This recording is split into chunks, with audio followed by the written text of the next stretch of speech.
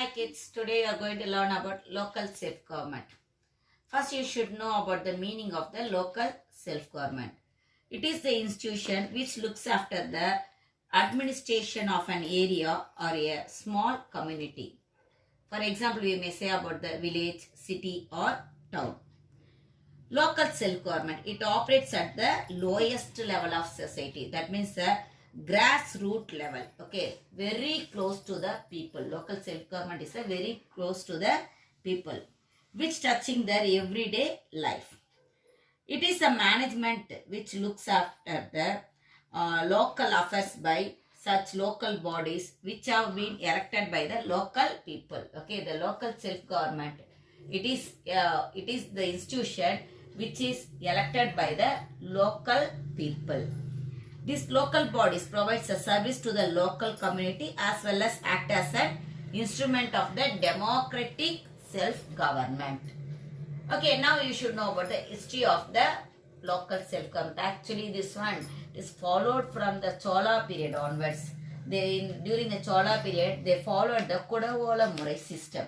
Kudavolai Murai, that means in one of the part, what they will do, they will write the village richest people's name in one. What is that one?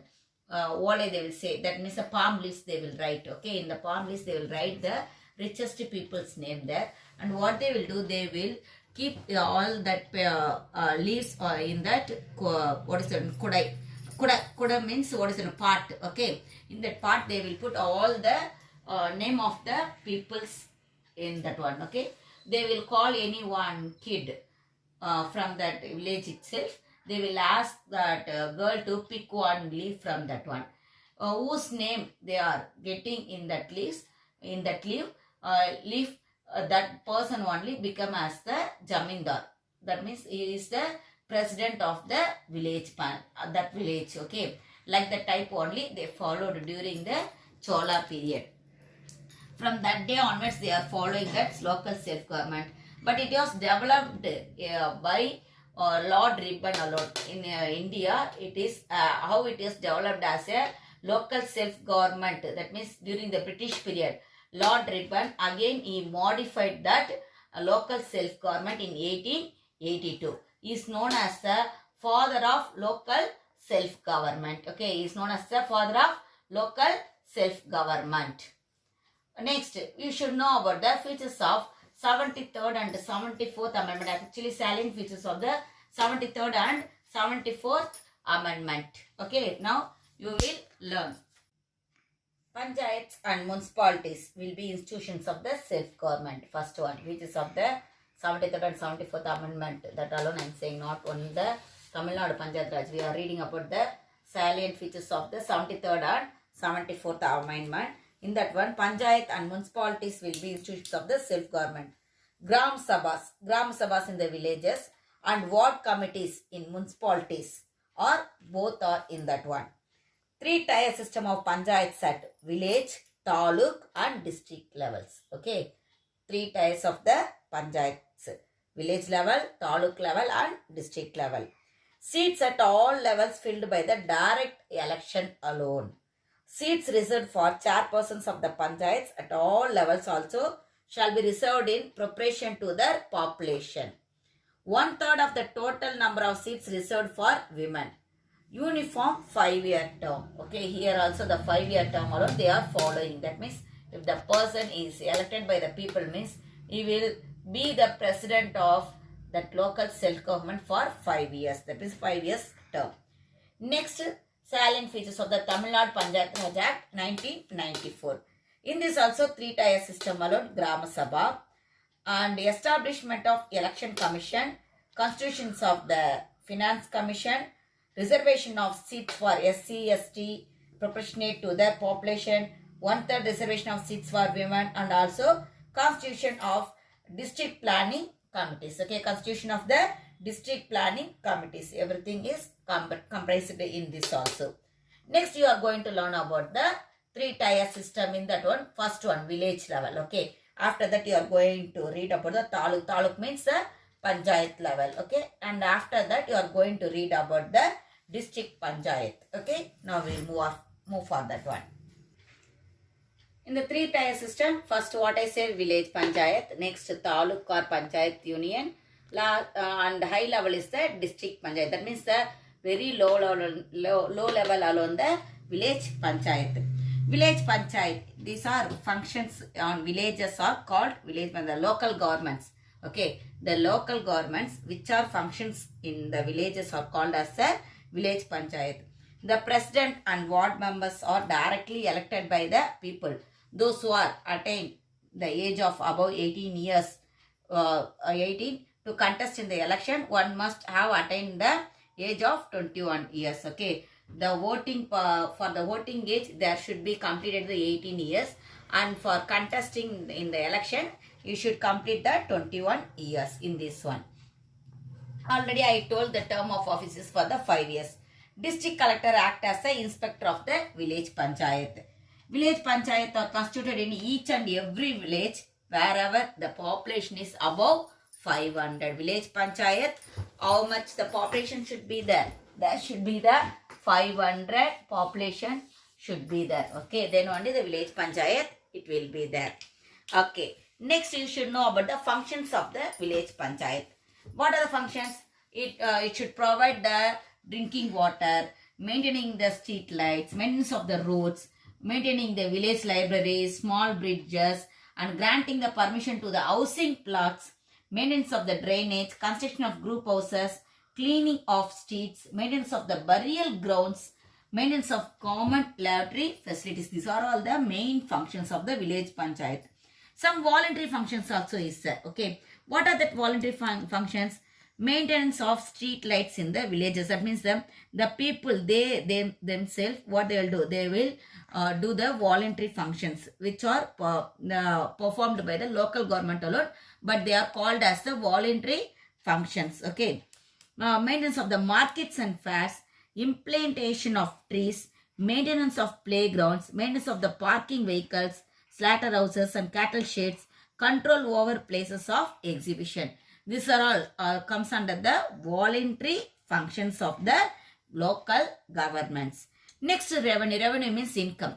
For all the level, the main income is taxes alone. Okay, but the how we are getting the taxes, that is the difference. That means in the village level, what type of the taxes we are collecting, and in the taluk level, what type of the taxes we are collecting as a revenue. That only it will differ there. First here taxes. Property tax, professional tax for the village I am saying. Okay, house tax, taxes for connection of drinking water, land tax, taxes levied on shops. These are all the income for the village panchayat. Meeting of the Gram Sabha. In each and every village, the people living within its jurisdiction will be the members of the panchayat. The president of panchayat will preside over its meeting. In the meeting of the Gram Sabha, the income and expenditure of the beneficiary of the schemes in the village are discussed. That means how much income they received and for what purpose and all they are going to do the expenditure. That only they will discuss in that Gram Sabha.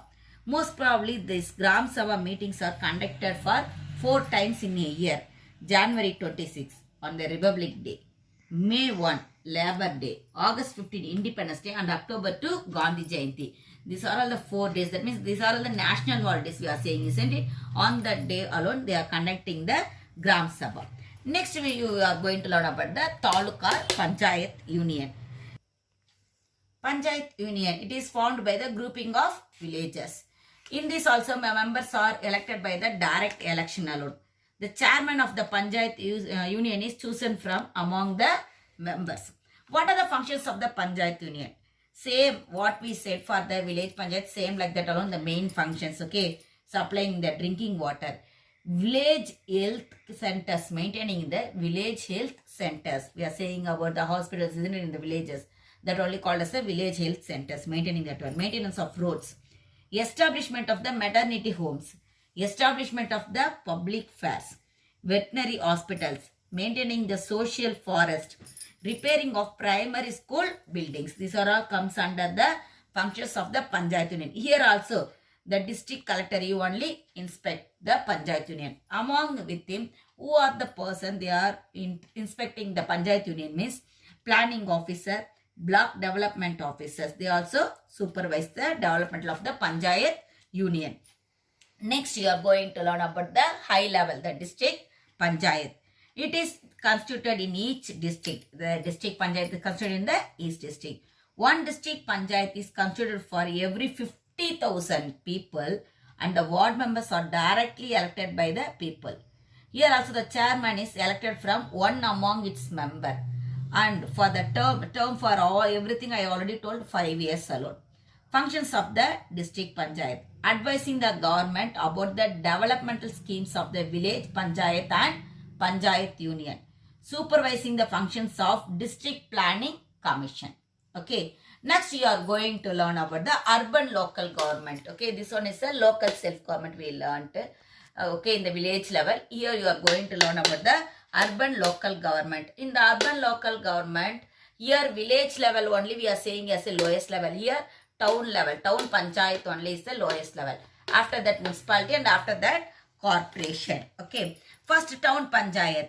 The area where more than 10,000 people live is called a town panchayat.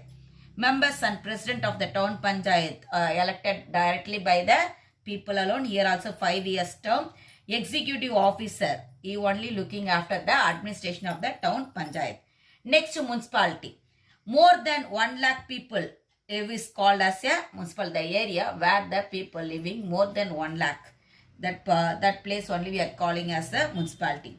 The members and the chairperson of the municipalities are directly elected by the people. Okay, here also 5 years term. Municipal commissioner is appointed by the government to administer the municipality. Okay, municipal commissioner is appointed by the government alone. Next, corporation. Highest level is the corporation in the urban local government.